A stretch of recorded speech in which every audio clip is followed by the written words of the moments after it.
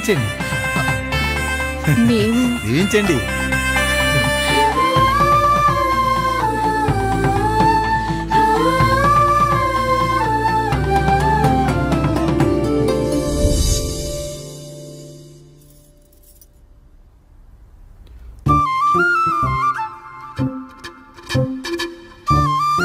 తింటారా?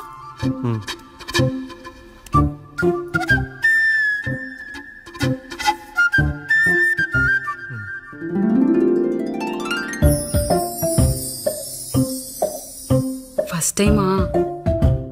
అవును. మీకెలా తెలిసిపోయిందండి? అంటే మా బామ్మ చెప్పింది.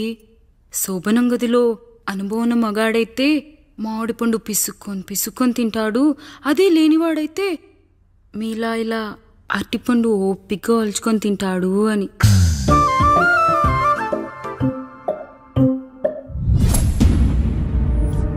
ఏంటవి? అవేంటో తెలీదా? ఫ్రెండ్స్కి పెళ్ళని చెప్తే హ్యాపీ బర్త్డే అనుకొని బెలూన్స్ ఇచ్చారు. ఫీల్ అవుతారు కదా అని 4 అక్కడ కట్టాను.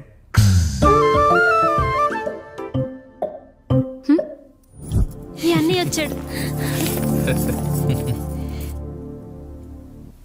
పిల్లల గదిలోకి వెళ్ళారా? వెళ్ళారండి. మీరెంత ఏంటి ఇంత రాత్రి అయినా ఇంకా పడుకోలేదా? మీరు లేనిది ఎప్పుడైనా పడుకున్నామా అన్నయ్య? అందరం కలిసే కదా పడుకునేది మావయ్య. సరే సరే, అందరం పెద్దోడి గదిలో పడుకుందాం. ఈ రోజు వాడి శోభనం కదా, అసలే కొత్త. పక్కనుంటే ధైర్యంగా ఉంటుంది. పక్క నుండి దగ్గరుండి జరిపిద్దాం. పదండి.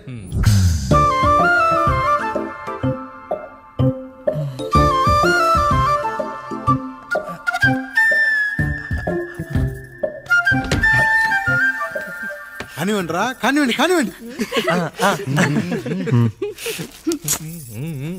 మీరేంటి మావయ్య ఇక్కడ పడుకుంటున్నారు? అదేంటమ్మా పెద్దోడా, చెప్పలేదా? మేమంతా కలిసే పడుకుంటామమ్మా. నువ్వు మాతో పాటే. అవును భార్గవి. మీరు ఊరుకోండి. మీరు ఇక్కడ పడుకోవడం నాకు ఇష్టం లేదు మావయ్య.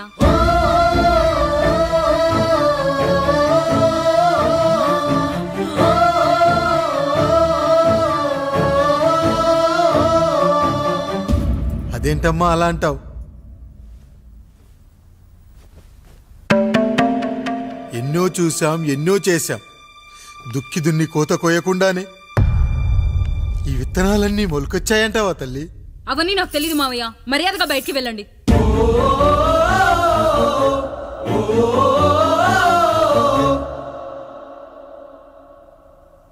కనీసం ఆ మూలనైనా పడుకుంటామమ్మా.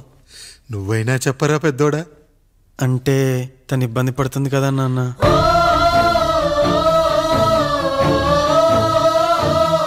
నువ్వు కూడా ఏంట్రా? పిల్లలేదో ఆశపడుతున్నారమ్మా. ఒక్కసారి ఆలోచించమ్మా. మావయ్య మీరు బయటికి వెళ్తే మేము తలుపులేసుకుంటాం.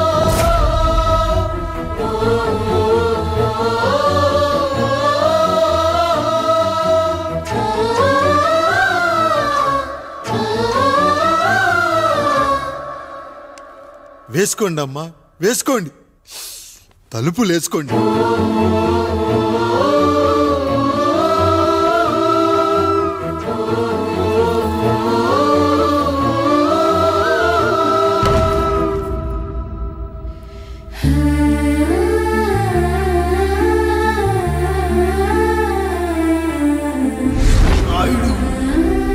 బిడ్డలు జాగ్రత్త.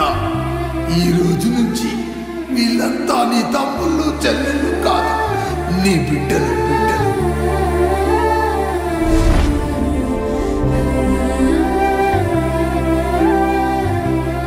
జానకి, ఏమండి? సావిత్రి, ఏమండి? లక్ష్మి, ఏమండి? మన గదిలోకి పదండి. ఇక నుంచి ఎవరి పిల్లలతో వాళ్ళ గదిలోనే పడుకోవాలి. ఇది ఈ రోజు నుంచి ఈ వంశానికి రాస్తున్న కొత్త శాసనం. అయ్యా అలా అరకండి అయ్యా. మీరు లేకుండా మేము ఎప్పుడైనా విడిగా పడుకున్నాము. అంతా కలిసే కదయ్యా పంచుకున్నాం. వెళ్ళరా వెళ్ళు. నీకు భార్య ఉంది, నీకు పడగది ఉంది. వేసుకోండి రా, మీరు వేసుకోండి. తలుపులు వేసుకోండి. మీరు కూడా ఏంటండి పిల్లలేదు? చిన్న పిల్లల వాళ్ళని ఉయ్యాల్లో ఆడించేటప్పుడు పక్కనే ఈ నాన్నకు కావాలి. బడికెళ్ళేటప్పుడు పక్కనే ఈ నాన్న కావాలి. గుడికెళ్ళేటప్పుడు కూడా పక్కనే ఈ నాన్న కావాలి. కానీ శోభనం గదిలో మాత్రం పక్కనే ఉంటానంటే బరువయ్యాను జానకి, బరువయ్యాను.